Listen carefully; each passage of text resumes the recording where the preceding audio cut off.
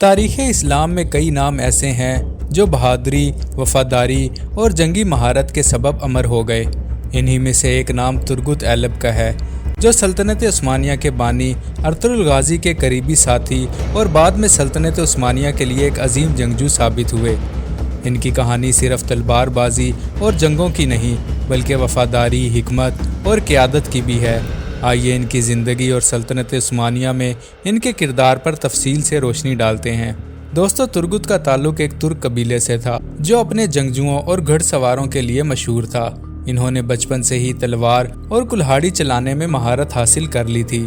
جب Ertugrul Ghazi نے سلجوق سلطنت کے زیر سایہ اپنی جدوجہد شروع کی تو ترگت ان کے قریبی ساتھیوں میں شامل ہو گئے۔ وہ نہ صرف ایک بہترین جنگجو تھے بلکہ فوجی حکمت عملی بھی بے مثال تھی۔ ترگت کو ان کی شاندار جنگی مہارت کی وجہ سے جانا جاتا تھا، خاص طور پر ان کا پسندیدہ ہتھیار کلہاڑا دشمنوں کے لیے خوف کی علامت تھا۔ وہ گھڑ سوار دستے کے لیے ایک اہم سپاہی تھے اور دشمنوں کی صف میں گھس کر انہیں تہس نہس کر دینے کی مہارت رکھتے تھے۔ جب سلطنت عثمانیہ کی بنیاد رکھی گئی تو ترگت نے اس کی ابتدائی فتوحات میں اہم کردار ادا کیا۔ ارطغرل غازی کے بعد ان کے بیٹے عثمان غازی نے سلطنت کو آگے بڑھایا اور ترگت عثمان غازی کے سب سے قابل اعتماد کمانڈروں میں شامل ہو گئے۔ وہ عثمانی فوج کی قیادت کرتے ہوئے کئی معرکوں میں کامیاب ہوئے اور سلطنت کو مضبوط بنیاد فراہم کی۔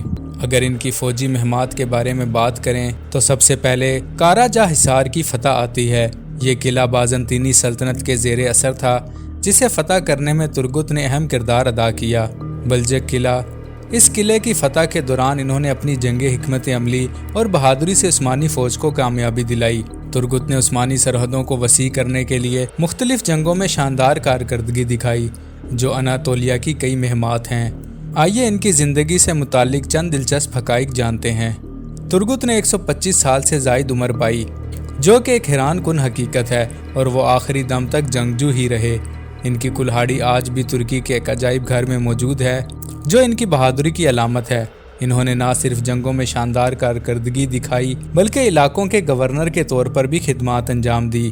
وہ اپنی جنگی مہمات کے ساتھ ساتھ حکمت اور تدبر کے لیے بھی مشہور تھے، جس کی وجہ سے وہ صرف ایک سپاہی نہیں بلکہ ایک مشیر بھی سمجھے جاتے تھے۔ ترگت کی بہادری اور وفاداری آج بھی تاریخ میں ایک سنہری باب کے طور پر درج ہے۔ ان کا مزار ترکی میں واقع ہے، جہاں ہر سال ہزاروں لوگ انہیں خراج عقیدت پیش کرنے آتے ہیں۔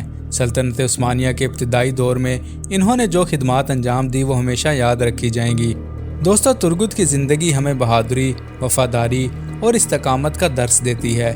وہ ایک ایسے سپاہی تھے جنہوں نے اپنی آخری سانس تک اپنے نظریے اور سلطنت کے لیے لڑائی لڑی۔ آج بھی ان کی کہانی دنیا بھر میں دہرائی جاتی ہے اور وہ ایک عظیم ہیرو کے طور پر یاد کیے جاتے ہیں۔ مزید ویڈیوز کے لیے چینل کو سبسکرائب کریں۔